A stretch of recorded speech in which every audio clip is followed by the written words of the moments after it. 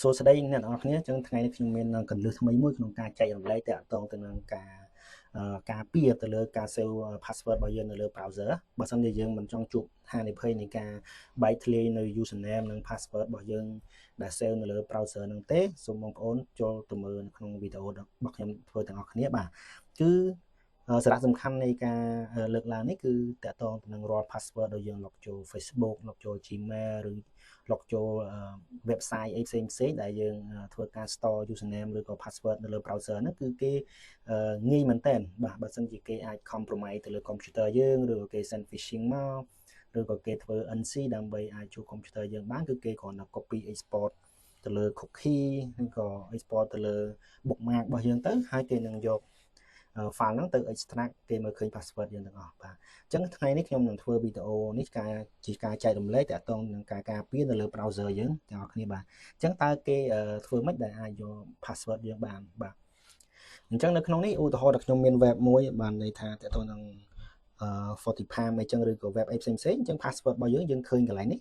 មានសញ្ញាទៅទឹកសញ្ញាមួយអញ្ចឹងបាទអញ្ចឹងបើសិនជាយើងអត់មាន tool អីទាំងអស់យើងចង់ដឹង password ហ្នឹងគឺងាយមែនតើបាទ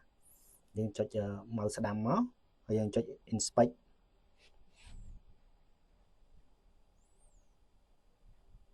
បាទអញ្ចឹងបន្ទាប់ពីយើង inspect ហើយយើងឃើញ load នៅកន្លែងផ្ទាំង Q មួយថា input ID ហ្នឹងដល់ពេលដែលយើងដាក់ cursor នៅកន្លែងណាគឺវា load ទៅកន្លែងហ្នឹងហើយបាទអញ្ចឹងយើង cursor របស់យើង load មកកន្លែង password បងប្អូនមើលកន្លែងពាក្យថា Thai បាទ Thai កន្លែងនេះមានពាក្យថា password អញ្ចឹងយើងដូរកន្លែង password ហ្នឹងដាក់មកពាក្យថា t បានន័យថា convert វាទៅជា text បាទអញ្ចឹងឃើញ password របស់យើងសូមកទាំងអស់ហើយបាទនេះគឺជាវិធីងាយក្នុងការយក password នៅលើ browser ដែលគេ save ជាប់ណាបាទអញ្ចឹងនេះគឺជាវិធីមួយហើយខ្ញុំមានវិធីជាច្រើនទៀតខ្ញុំនឹងបង្ហាញនៅខាងក្រោយរបៀបដែលយើងមាន software ដើម្បី view password បាទអូខេអញ្ចឹងខ្ញុំនឹងបើក file យើងឡើងអញ្ចឹងនៅក្នុងនេះខ្ញុំមាន browser 1 2 3អញ្ចឹងខ្ញុំឧទាហរណ៍ឲ្យបងប្អូនមើលដែលពេលដែលគេមាន software ហ្នឹងគេអាច generate យ៉ាងម៉េចបាទអញ្ចឹងខ្ញុំបើក Firefox មកដោយសារខ្ញុំចូលចិត្តប្រើប្រាស់ Firefox ខ្ញុំបិទសិនបាទអញ្ចឹងខ្ញុំគ្រាន់តែ click លើ Firefox ហ្នឹងមកបាទបងប្អូនឃើញទេគឺ password របស់យើងដែលបាន save នៅលើ link នីមួយហ្នឹងគឺមាន record នៅក្នុងហ្នឹងទាំងអស់បាទអញ្ចឹងយើងអាចឧទាហរណ៍មើលជាក់ស្ដែងយើងអាចចូលទៅកាន់ Firefox បាទយើងអាចចូលមកកាន់ setting បាទកន្លែងពាក្យ save password ហ្នឹងយើងចុចកន្លែងហ្នឹងមក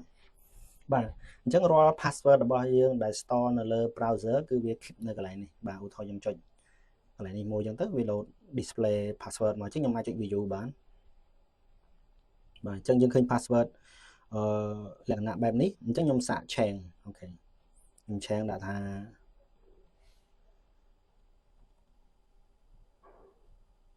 1 2 3 4 5 6 7 8 9 10អញ្ចឹងទៅបាទ0អញ្ចឹងណាហើយខ្ញុំ save បាទបន្តមកទៀតយើងចូលមើល software យើងម្ដងទៀតយើង run វា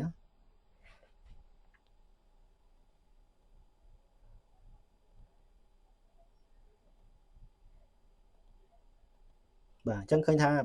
វាដូរហើយមិញ password ផ្សេងឥឡូវ password ផ្សេងអញ្ចឹងនៅពេលដែលយើង save password នៅលើ browser គឺគេងាយមែនតើគេគ្រាន់តែមាន software ហ្នឹង run ទៅ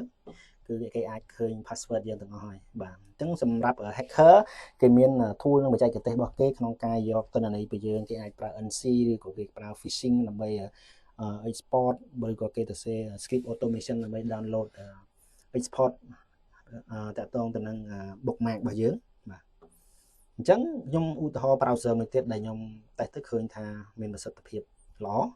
ដូចជា IE នេះអញ្ចឹងតាក់ទងទៅនឹង Microsoft Edge អញ្ចឹង Microsoft Edge មាន software កន្លែងនេះគឺពិសេសគឺអត់អាចមើលឃើញ password ដែលយើង save ទេតែដោយសារគាត់មានគាត់ត្រូវការ authentication ជាមួយទៅនឹង computer របស់យើងនៅពេលដែល login ត្រូវការ authentication តាក់ទងទៅនឹង passwordអញ្ចឹងពេលដែលយើងចូល password មកបន្តមកទៀតយើងចុចនៅខាងក្រោមនេះកន្លែងដែលយើង save password គឺវាទានៅ username password បានយើងអាចបើកមើល password របស់យើងបានអញ្ចឹងនៅពេលដែលយើង run software IE នេះដើម្បី view password ក៏យើងអត់អាចមើលឃើញដែរបាទវាធ្វើការblock នៅព័ត៌មានដែលយើងត្រូវ display នៅ password ហ្នឹងបាទអញ្ចឹងវាមើលឃើញនេះចឹងឃើញថា IE default វាមកឃើញថាវាមានMicrosoft Edge ហ្នឹងគឺមាន security protection ទៅលើកន្លែងនេះមកតង់បើមិនយើងដាក់កន្លែងនេះត្រូវបានយើងអាចចូលទៅមើល password របស់យើងបានបាទអូខេបាទអញ្ចឹងមួយចំណុចទៀតគឺតកតងទៅនឹងបាទតកតងទៅនឹងការ protection តើយើង protection បែបម៉េចចឹងនៅលើ computer យើងបាទអញ្ចឹងនៅក្នុងនេះគឺជាអ្វីដែលខ្ញុំ research នៅក្នុង Google យើងអាចចូលទៅបិទ password save នៅលើ computer របស់យើងបាទយើងចូលតាម guideline គេនេះមកបាទនេះគឺសម្រាប់ Google នេះសម្រាប់តកតងទៅនឹង Mozilla Firefox បាទយើងចូល setting privacy login password កន្លែង save នេះគឺយើង uncheck បាទនៅលើ Safari បាទយើងចូលដូចគ្នាមកយើង uncheck ដូចគ្នាមកអញ្ចឹងវានឹងអត់ auto save នៅលើ password យើងទេហើយចំណុចមួយនេះទៀតគឺជាលក្ខណៈ best practice បើសិនជាយើងប្រើតកតនឹងការ login នៅលើ web browser របស់យើងគួរតែប្រើប្រាស់ software ដែលគេ official សម្រាប់លក់អញ្ចឹងណាបាទយើងដូចជាមួយ password នេះគឺសម្រាប់ store នៅ password លើ browser របស់យើងវាជា manager ដើម្បី store password ហើយលក្ខណៈទី2គឺយើង enable MFA ឬក៏ 2FA ហ្នឹងដើម្បីឲ្យ security second layer ដើម្បី